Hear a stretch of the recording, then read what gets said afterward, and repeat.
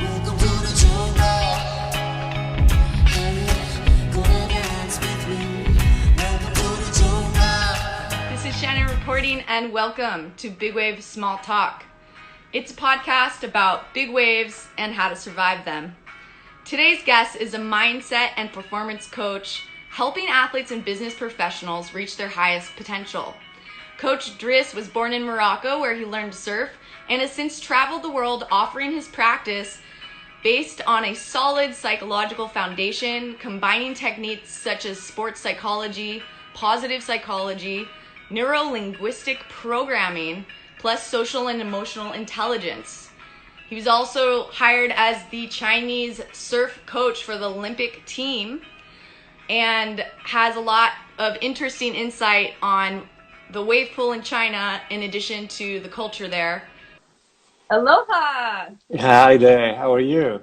So good. Thank you for joining me today. I'm happy to connect with you. Last time, I think it was 2 years ago, 2018, October. And it's funny because I was in the middle of the Big Wave Tour planning for 𝗕𝗓𝗓, waiting in Portugal for a big swell, and I was on your podcast and Mindset and Performance, and I remember I was dealing with a lot of traveling. I was traveling maybe 9 or 10 months out of the year for big swells or for the tour, and so I would had the opposite problem that I have now of being like never knowing where I was going to be, always on the road, couldn't tell my family when I'd be home. And now I find myself on Oahu and I can't leave the island. And it's kind of an interesting change. Not the worst place to be stuck in right now, right?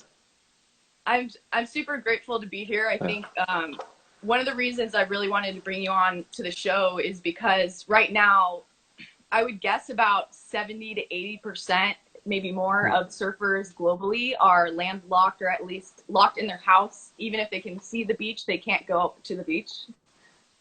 Yeah, heavy days. I really want to offer them some techniques, some ways that people and surfers in quarantine can deal with not surfing and what they can do from home to clear their mind. The best thing that one can be doing right now when not being able to surf is to prepare for when they can come back to the surf. And it's basically training the mind and training the body. I think the internet is already full of a lot of input out there from different type of coaches on how you can prepare physically, all the fitness drills and things like that. But for the mental training, I don't know if there's enough information out there, but one of the things that I like doing, and I like suggesting to my clients also to do, is visualization. Visualization is a great thing to do. The brain doesn't know the difference between actually doing something and actually visualizing it. Visualization can sound quite far-fetched, but you basically just daydreaming, closing your eyes and practicing while your eyes are closed. And it's backed up by science. What happens actually in the brain when you do that, you have neurons, you have neural pathways that are carved, that are solidified, and they are strengthened to do something. So if that makes sense, it's called neuroplasticity. And you asked me earlier a question about how actually I deal with my confinement. So I do a couple of morning preparation drills, and those are like warm-ups for my day. And the same preparations, those same kind of preparations are the ones I suggest to people to do before heat, before competition, before going for a big surf, for example. And those same drills, they can start practicing them to prepare for when they will be surfing again in the future. But this is the time where they can reinforce those learnings. How do we focus on what we can do instead of what we can't? Especially for the adrenaline junkie that likes big waves and that rush of, it really could be any sport, especially extreme sports, when we like the thrill. How do we focus on what we can do instead of what we can't? Well, this is a little bit of mindfulness, I guess. This is Eastern philosophy there. It's like being in the present moment rather than projecting on what we can do. I'm here sitting in Germany. I wish I'd be by the ocean. As you know, I've been spending the past 5 years in Bali, Indonesia, so this is a big of an adjustment for me here. But rather than thinking of when would I go back, I'm rather enjoying what's happening right now. This is something that mindfulness taught me, meditation. Meditation teaches you how to focus on the present and stay in the present and be grateful somehow. So gratitude is one thing, but also creating routines that makes you look forward for when things will be open again, when borders will be open, when the surf will be open again, and going back to that. And you want to be as prepared as possible so you can enjoy as much as possible. And preparation starts with the mind, of course, like gratitude again, being grateful for what we have, and physically doing the drills you need to be doing. I mean, eating well, sleeping well, having fun also, not to forget about that, having fun with social connections with people or getting busy with something that you like doing. I don't know, for athletes, maybe they can work on their social media and work on their social presence and maybe volunteer in some ways. So all that can keep us busy, not just keep us busy, keep us, it can feed us. We learn from doing these things until the borders are open, but still enjoying every single thing of those things that we can be practicing. Wonderful. Well, in addition to your consulting, you're also the head coach for China's Olympic surf team. And Yes. you know, looking over the photos of the training that you did there, and a lot of out of water training, which I think is great because most surfers will say the best training for surfing is surfing. But if you can't surf, can you explain a little bit about what you're doing with the team in China and how people can implement those practices? So I worked with these kids in 4 months, from July 2019 till October, and it was just amazing experience. I worked with them. So surfing is 70% outside of the water. Only 30% surf training is in the water. The other 70%, video analysis, fitness, theory classes. So we did all of that. They reached out to me. We connected well. It was a little bit challenging with the language because none of us really spoke Chinese or English. Some of them could speak a few words, but we were using Google Translate all the time. And they had their camp in Bali for those months. And so I helped them not only reinvent their routine of training, like the whole day and weeks, but also break it down a little bit into how you can, each day what you're going to be training on. And usually all the mornings were surfing, and most of the afternoons were theory classes. They were also mindfulness practices. I get them to do breath work. They were very skeptical in the beginning, but when they did it, they were like just amazing. I can never forget how their eyes just opened big, large like that when, after doing the 3 rounds of that breath work, from Wim Hof, by the way, the Iceman from the Netherlands. I introduced them to meditation. I introduced them to different types of fitness training, even if I'm not the expert in fitness or nutrition, but that I had to look it up. I had to search. I had to learn also myself and pass on the message to them. We had screens, video projection with screen split in 2 sides. One was English, the other one was translated to Chinese, and we had to break down maneuvers, we had to break down turns, we had to break down turns from different videos. It was a really amazing experience, and they were very receptive. What made it actually amazing was the level of commitment these kids had. They were so committed to learn and so engaged in that whole experience, and they took in everything. Like everything we'll be telling them, they will be doing their best to make it happen, to practice every day. We bounded quite well, and it was good. So the thing about the wave pool, so I didn't know about the wave pool before that. I didn't know there was a wave pool, big one like that over there. And it was in August when they told me they need to go for a comp. And I wanted to know where they would be competing, of course, to check the type of waves and so on. So I told them, like, show me on the map where it is. They pointed somewhere in the middle of the land. And that can be it. Maybe Google Translate didn't translate it well. told them again, can you, okay, where is the wave? And then they pointed against the same thing. And I thought, okay, there might be a wave pool there. So they zoomed in, showed me pictures, and there was basically the range. This Slater surf range pool was there, the same one replicated. And I was blown away because I didn't know they had it. The tuning of it maybe was different, so it wasn't as perfect rolling as the normal one. But I was impressed. I think 2 days later, because I said that to my friends, they sent me a link from Surfline showing that exact same wave pool. And there was an article saying that they are building 5 of them.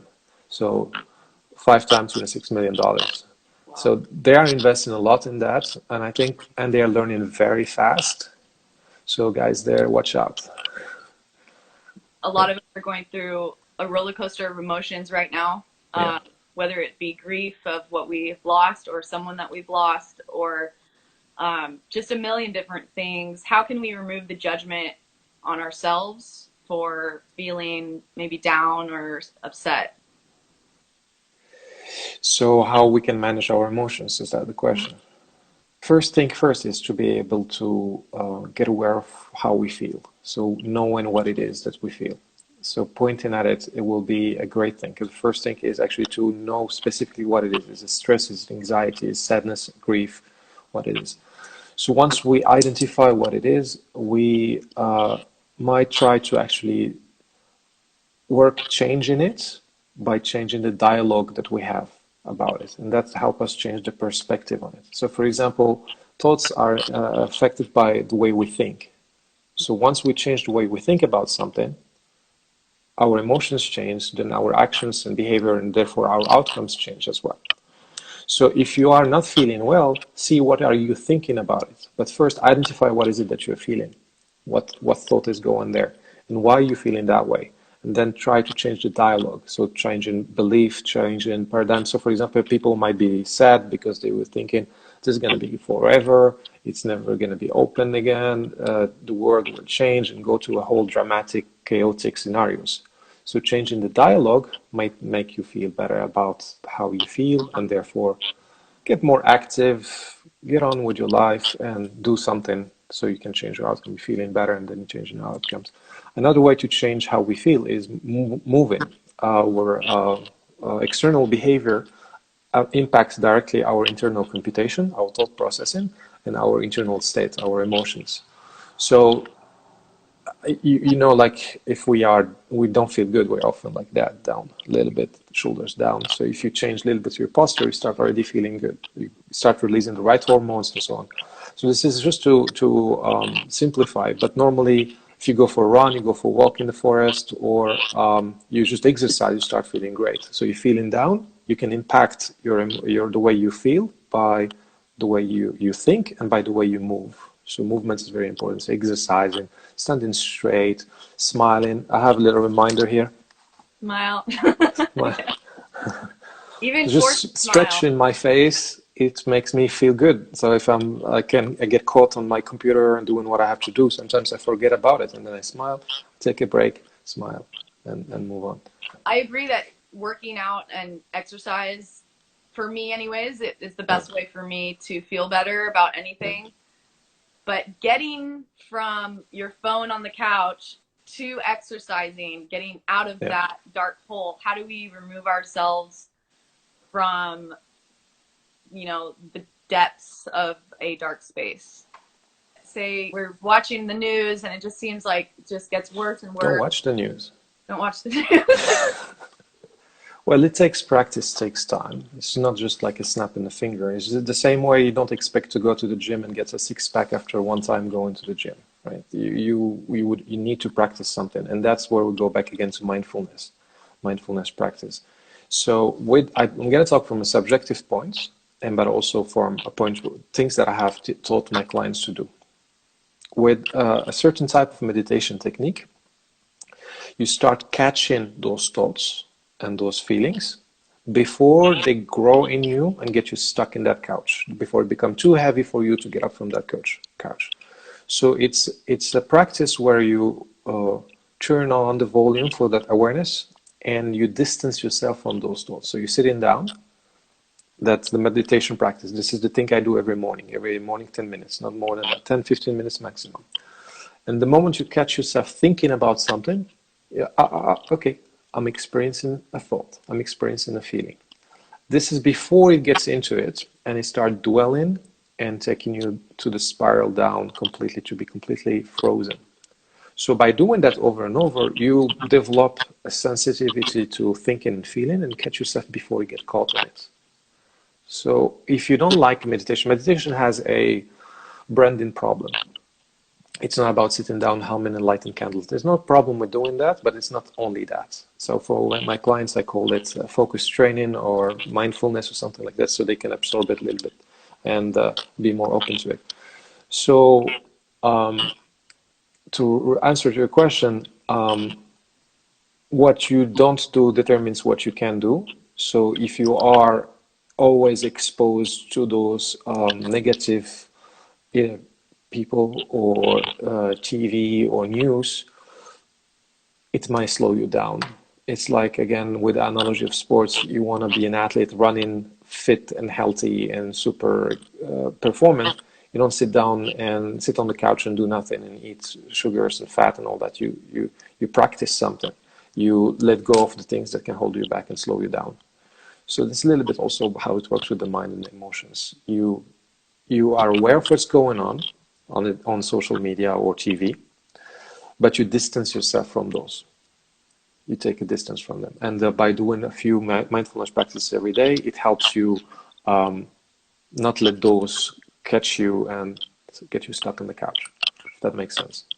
Yeah, that's wonderful. So the breath work you were doing with meditation, can you explain a little bit about the practice of what exactly you train? Sure. I love that. I'm so much into it these days, so I can definitely talk about it a lot. So what I actually learned, I learned that breathwork technique from Wim Hof. I guess you know who that is. The Iceman, they call him. So the first time I got exposed to that practice, it was I think someone sent me a link on YouTube, and I was like, yeah, this is another breathwork thing, and let's just practice something and see how it is. After one round of that breath work, I was blown how I could hold my breath for 2 minutes without being prepared for it. And I was like, okay, what is this? Let's check it out. So I looked it up. I found all the information about it, and then I signed up to a course in Bali. They were like a workshop, 7 hours that day. They taught us how to breathe, the science behind it, and also how to get the cold exposure. And this is the things that Laird Hamilton and his guys are doing also. So it's broadly now used. So that breathing technique, what you do on it is you inhale, exhale for 30 to 40 times. Then you hold your breath. You inhale, exhale, by the way, very strongly, so like maximum. So then you hold your breath for 2 minutes with empty lungs. And during those 2 minutes, just close your eyes or open them. Some of us can also do some push-ups or squats while we're holding breath for 2 minutes with practice.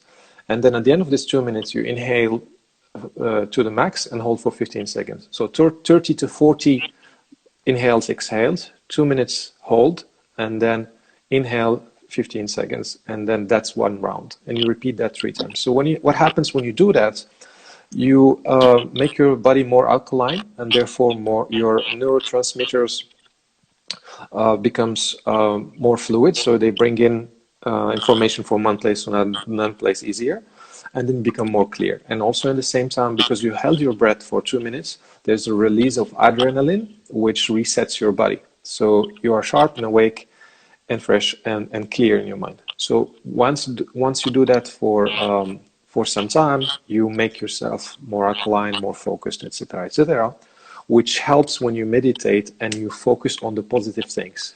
Because as I said, when the neurotransmitters are fluid, if you think about something positive, then quickly feel that and quickly be in that way, in that sense. So I start my morning with 15 minutes of that breath work. I do 10 minutes meditation, then I follow it with some stretching and warm-ups and then exercises, and I'm ready for my day. And that's my little routine for my pre-game routine. And my game is my day. Being with my clients, calling with them, doing my emails. And that pre-game routine can be replicated for athletes before going for a big surf, before going for a competition. It's and it can be customized the way they want. Like some, as you see them in competition, they are behind, they're stretching, they're putting their music and preparing their body to be in the right mindset before going to the heat. So I guess I respond to the question with the breath work. Have you tried something like that before with the breathing? Yes, I practice apnea. I've also done Wim Hof many different times with friends. And I'd recommend, if you're doing apnea, you can, do it if you can with a friend, especially not in the water alone. Yes, dangerous. Right. The CO2 tables I find to be challenging, but more realistic to what we're actually dealing with in big waves, where you might be paddling, find yourself in a bad spot, get pounded, and then have to hold your breath with maybe not even a full breath of air. Or if you wipe out and then you have a two-wave hold down, that might be a situation where you've actually expelled all of your air from getting the wind knocked out of you, and then you have to figure out how to remain calm with all that CO2 buildup. And that's really uncomfortable. It makes, at least it makes me dizzy. And, I've had times in the water when we're training like in an Olympic pool where there's either the euphoria or I just feel absolutely depleted and like I can't do anything the rest of the day. The key word I heard when you were talking about breath work was adrenaline. You can get adrenaline from a breath exercise. It's a miracle. And I think it's a great way for surfers right now to train. In addition to the cold plunges, I can't go to a trainer right now. I can't go to, even a chiropractor, get a massage, like all the things that an athlete is maybe accustomed to. So I feel like we have to be more self-reliant right now. Absolutely. I do cold showers here every morning after the whole routine, and in the evening sometimes to fall asleep. One final question. Sure. Thinking about positive psychology. Yeah. And, I asked you earlier, how can we focus on what we can do instead of what we can't?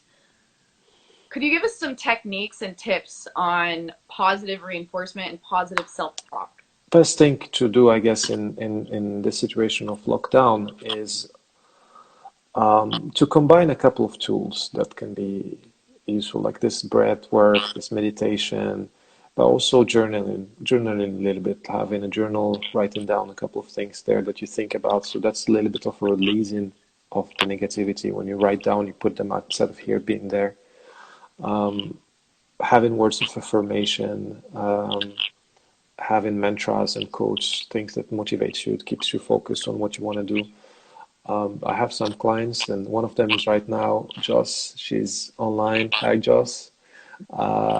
She is great because she has vision boards all over her walls, and that keeps her focused and positive. And she knows the way she's going. She knows that she's gonna be for the competitions and all that and be the greatest among them over there.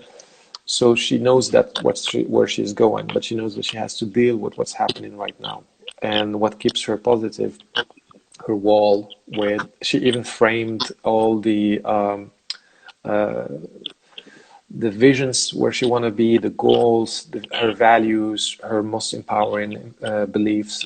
She put everything there. So visual cues are very important. That's why I also have my little note thing here to keep positive and keep being grateful for what I have. When friends are reaching out, I try to have sincere, real dialogue with them. How is it going? Then you have a dialogue that's real. Well, I'm here in Germany.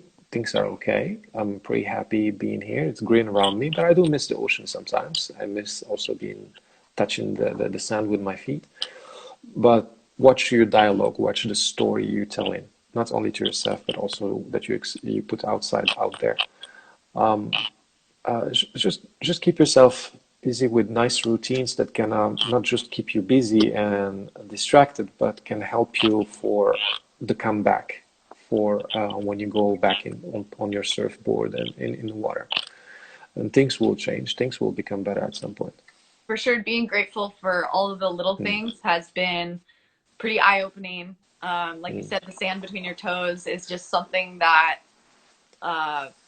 surfers long for, but don't really realize how important it is. And yeah, I just encourage everyone listening to keep your head up and know that we're all in this together. As many times as you've probably heard that, it's true. And we all have our individual struggles. Check out Coach Dris on Instagram or his website. He also has a podcast, which is amazing. And you interview surfers, snowboarders, all sorts of idols of mine about their mindset and how they can deal with the current situation with COVID-19. Thank you for all the service you do for people around the world. Something like this where we find ourselves all with maybe the greatest challenge possibly ever of our generation. So I can't help but laugh because it's nervous laughter.